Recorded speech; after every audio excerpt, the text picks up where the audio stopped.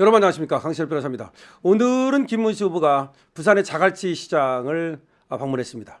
서문시장에 이어서 또 보수의 또 아주 심장이라고 할 수 있는 부산의 자갈치 시장을 방문을 했는데요. 여기서도 인산인해 엄청난 환영을 받았죠. 김문수 후보를 환영하는 사람들을 보면 말이죠, 진심이 있어요. 그러니까 대선 후보기 때문에 그냥 마지못해서 뭐 악수하고 마지못해서 조금 뭐 아는 척하고 인사하고, 그게 아니고 김문수가 어떤 사람인지를 아는 사람은 알고 있어서 좋아하고, 김문수가 어떤 사람인지를 몰랐던 사람들은 이번에 알게 돼서 존경하고, 김문수가 저런 사람이었어? 김문수가 저런 사람이었어? 김문수를 또 모르는 사람 몰라요. 사실은 경기도지사 한 게 벌써 또 오래전 일이고, 부천 소사에서 또 국회의원을 했기 때문에 또 뭐 공천관리위원장 뭐 등등 했다고 하지만 또 뭐 좀 된 일이고, 그다음에 또 요새는 뭐 크게 그렇게 언론에 부각된 적이 없고, 또 뭐 금방 잊히기 때문에 말이죠. 여러분 생각해 보세요. 이인재 의원이 얼마나 유명했습니까? 경기도지사 했죠. 대통령 후보까지 했죠. 하지만 이인재 그러면 이인재? 모르는 사람 많아요. 옛날 분들은 다 알지만 조금 뭐 40대 30대만 돼도 이인재 잘 모른다고요. 또 50대라 하더라도 바쁘게 살다 보면 이인재 들어는 봤는데 그 사람 이런 거야. 그러니까 김문수도 알긴 알지만 잊혀지고 조금 가물가물했던 분들이 있다고요. 근데 이런 분들이 김문수 그 사람 그분 이렇게 됐는데, 그분의 서사 인생 스토리 이걸 듣고 나서 맞아 그분 참 대단해, 그렇게 알게 된 거야. 민주화운동 보수한금을 받지 않았다.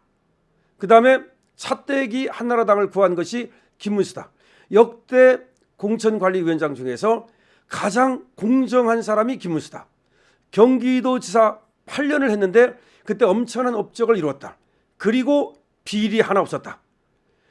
국회의원을 부천 소사, 거기가 엄청 좌파가 강한 곳인데 거기서 3번을 하고 또 차명진한테 물려줘서 또 2번을 하게 했다. 하여튼 등등등등 전설적인 얘기. 그것뿐만 아니라 감옥 생활을 민주화운동 하다가 또 했다. 또 뭐 학생운동 했다. 뭐 택시 운전했다. 공장에 가서 7년 동안 노동했다. 뭐 등등등등 이런 얘기들이 이제 전설처럼 국민의 입에서 입으로 전해지고 있는 거야. 그런데 그분이 바로 온 거야. 어디에? 대구 서문시장에. 어디에? 부산 자갈치 시장에. 그러니까 사람들이 정말로 저런 분이 참 존경할 만한 분이다. 그런 진심으로 환영을 하는 거야.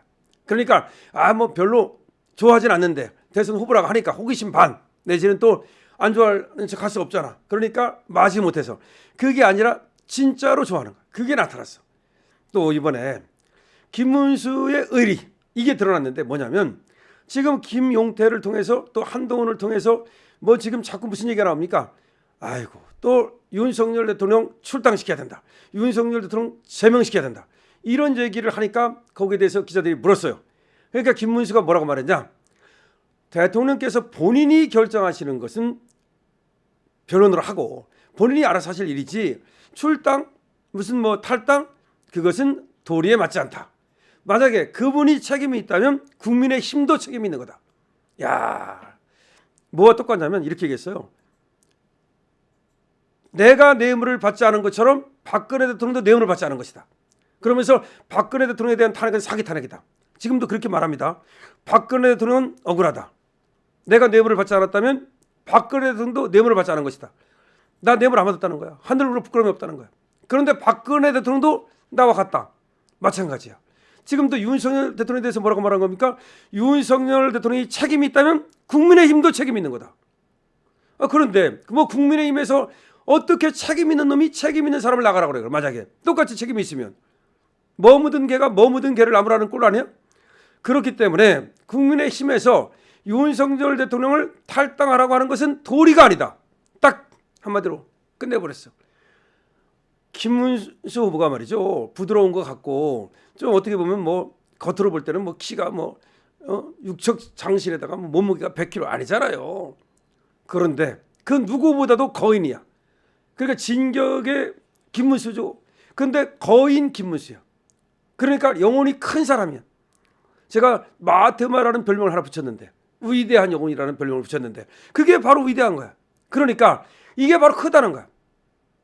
작은 사람들은요, 꼭 핑계를 대고 꼭 무슨 트집을 잡고 그래서 자기의 뭔가를 내세우려고 그러고 다른 사람을 찍어 눌러가지고 자기가 더 클라 그래.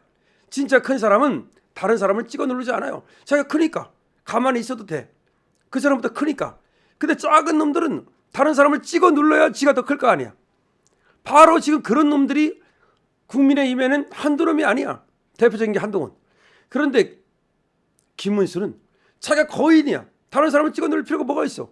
그런 뜻도 있고 또 도량이 넓기 때문에 그걸 왜 트집을 잡아가지고 뭔가 또 다른 사람한테 피해를 주는 이런 걸 싫어하는 거야.